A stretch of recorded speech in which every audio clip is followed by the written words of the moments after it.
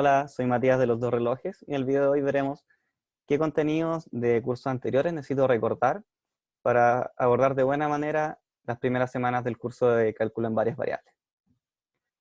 En primer lugar, por supuesto, como un curso de cálculo, va a ser muy útil recordar las nociones de cálculo en una dimensión que se ven tanto en el ramo de introducción al cálculo como cálculo diferencial e integral. Así que, por ejemplo, en el caso de las sucesiones, que eran esta colección infinita de números reales que yo podía numerar, eh, teníamos la noción de convergencia, es decir, cuando una sucesión tiende a un límite, y que podía ser escrita de todas estas maneras, donde la última va a ser particularmente útil según cómo les voy a presentar después cómo evoluciona esto cuando uno quiere pasar a varias variables, ¿cierto? Tengo que una sucesión converge a un cierto límite a un valor L, si es que la distancia de cada valor de mi sucesión a este valor límite se va haciendo cada vez más chico hasta llegar a cero en el límite. De manera similar, cuando tengo una función definida en un conjunto, en un dominio A, subconjunto de los reales, entonces uno puede definir el límite de esa función cuando se acerca a un punto x0 y decir que vale L si es que para cualquier sucesión que yo tome en el dominio que se esté acercando a este punto x0, entonces al evaluar esa sucesión en la función, me da una nueva sucesión que converge efectivamente al valor L. Y eso tiene que ser para cualquier sucesión arbitraria. Otra caracterización, la famosa caracterización epsilon delta, también va a ser muy útil y que nos va a servir para entender después cómo pasar esto a más variables. Y que dice que cualquiera sea una tolerancia a epsilon que yo imponga, puedo encontrar un valor delta, tal que cualquier punto que esté a distancia lo más delta del x0, significa que mi función evaluada en ese punto va a estar a distancia lo más epsilon del valor límite L. De esta manera, con estas dos definiciones, uno puede decir que una función es continua en un cierto punto x0, si solo si el límite de la función cuando se acerca a x0 es efectivamente el valor mismo de la función en el punto x0.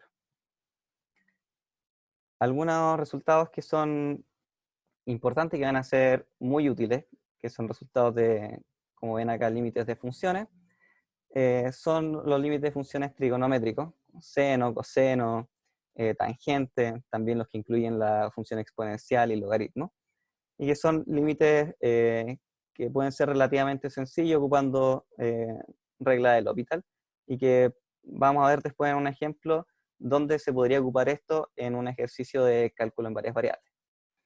De la misma manera, como estos resultados límites van a ser de utilidad en algunos tipos de ejercicios, también podemos considerar unas ciertas desigualdades, como son estas dos que tengo acá, que justamente van a ayudar cuando uno quiera calcular límites, entre otras cosas, y necesita acotar. Y quiero relacionar, en el primer caso, por ejemplo, la multiplicación de dos números, x y y, con la suma de sus cuadrados, ¿sí? Cada vez que me aparezca una multiplicación de dos números y la suma de sus cuadrados, y yo quiero saber, bueno, uno es más grande que otro, puedo acotar, esta primera desigualdad va a ser muy, muy útil. Y la segunda también, que es la desigualdad triangular inversa del valor absoluto, eh, puede ser de gran utilidad dependiendo de cuáles sean los ejercicios que estén trabajando. Pero ¿cómo se traspasa esta idea de cálculo en una dimensión ahora a varias variables? Bueno, lo que cambia es justamente el espacio donde estoy trabajando. Ya no va a ser R, sino que va a ser RD. Es decir, el espacio de vectores, donde cada una de las D coordenadas del vector es un número real. También se puede ver de manera más general como un espacio vectorial que podríamos llamar E, que cumple las mismas propiedades que justamente RD. ¿Sí? Para recordar algunas de esas propiedades, que son de álgebra lineal, podemos ver que si es que tengo un espacio vectorial de dimensión D, entonces si tomo dos puntos cualquiera en el espacio, que podemos llamar vectores en general, y un valor escalar, es decir, un número. Entonces siempre puedo sumar los vectores, puedo ponderar un vector por cualquier número real. En particular puedo ponderar por -1 y así recupero la resta de vectores, donde siempre se representa la suma de vectores y la ponderación como componente a componente.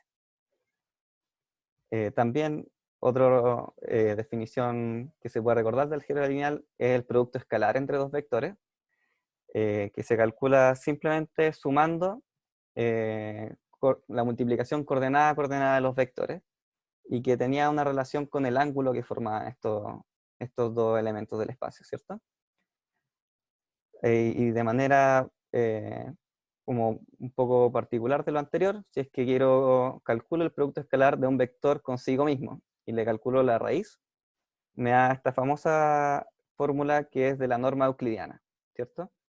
La suma de los cuadrados y después calcular la raíz. Y esto me da una noción de magnitud de un cierto vector, es decir, de la distancia que está este vector del cero. Y esta idea de distancia, de magnitud, va a ser muy útil. Van a revisar probablemente otros tipos de normas en espacios de varias variables, y que generaliza la idea de valor absoluto que vimos que aparece mucho en el cálculo unidimensional. Entonces, ¿cómo se modifican las definiciones ahora cuando yo trabajo en un espacio de vectores? Bueno, voy a marcar los vectores con letras negritas, y entonces cuando tengo una sucesión, ahora no va a ser una sucesión de números reales, sino que va a ser una sucesión de vectores, de elementos del espacio. Y cuando quiera ver la convergencia, entonces, si quiero ver que una sucesión de vectores converge a un vector límite, bueno, lo único que va a evolucionar, como pudieron ver acá, el cambio es que ya no considero el valor absoluto, sino que considero esta norma, ¿sí? En el fondo se mantiene así la idea de que la distancia entre mi sucesión y el vector límite, que ahora va a ser una distancia en términos de vectores, se tiene que hacer cada vez más pequeña hasta tender a cero en el límite. Y de manera muy similar también cuando tomo ahora una función con dominio en RT, es decir, que toma más de una variable, suponiendo que d es más grande que 1, entonces puedo caracterizar el límite de esta función hacia un valor L, al igual que antes, ¿sí? La primera definición a través de sucesiones no cambia absolutamente en nada, porque ya hay una definición acá de límite de sucesiones vectoriales. Pero también, si es que uno se va a la caracterización epsilon delta, justamente donde acá había un valor absoluto antes, que me decía la distancia entre un número y el número x0 en el cual estoy estudiando el límite, esa distancia ahora va a ser en términos vectoriales, así que tengo que ocupar la norma. Pero respeta la misma idea de que yo quiero encontrar un delta tal que los puntos cerca del vector x0 a distancia lo más delta me aseguran que después a través de la función esos puntos estén a distancia lo más epsilon del valor límite L. ¿Sí? Una cosa que pueden notar es que acá vi la función donde la llegada seguía siendo los números reales, por eso acá se mantiene el valor absoluto y no cambia a una norma. Pero uno podría, y de hecho van a ver en el curso de cálculo en varias variables, qué pasa si es que la función llega a un espacio vectorial de dimensión mayor, es decir, quizás R2, R3, me entrega un vector y van a ver que en verdad es suficiente conocer o estudiar y trabajar este tipo de funciones que llegan simplemente a R, es decir, que siempre me entregan un valor.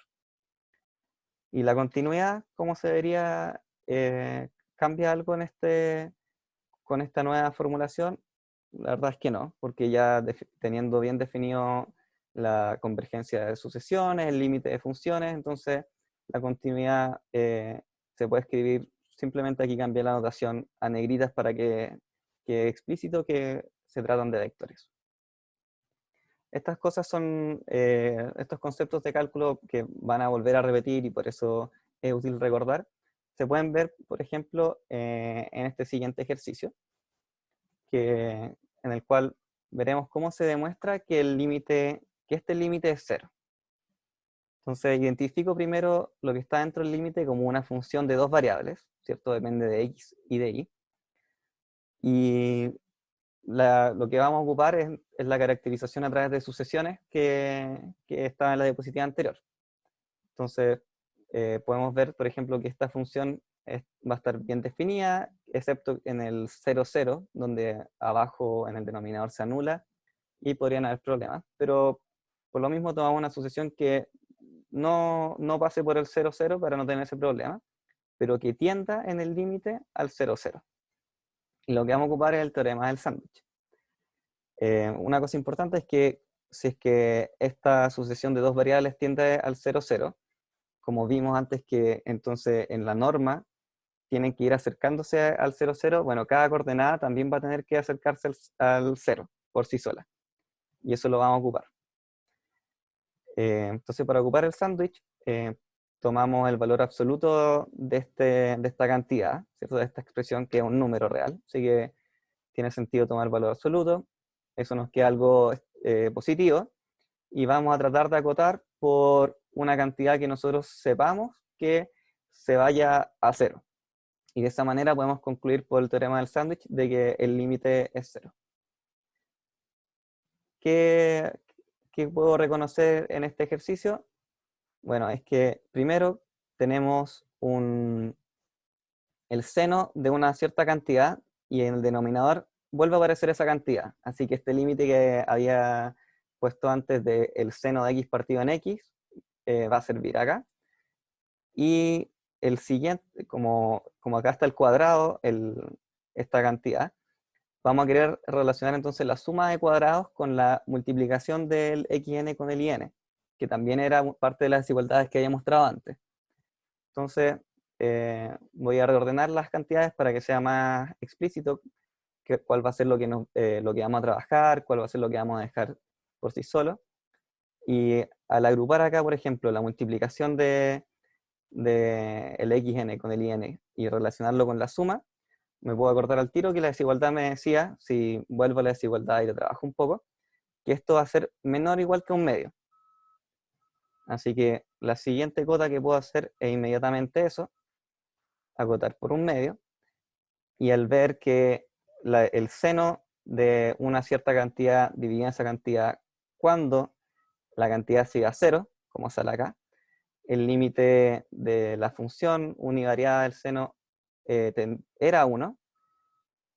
Tengo la primera parte, esta cantidad que está multiplicando, sé que se va a ir a 1 en el límite, pero por otro lado está multiplicando un xn, que como les dije antes, es una de las coordenadas que se tiene que ir a 0.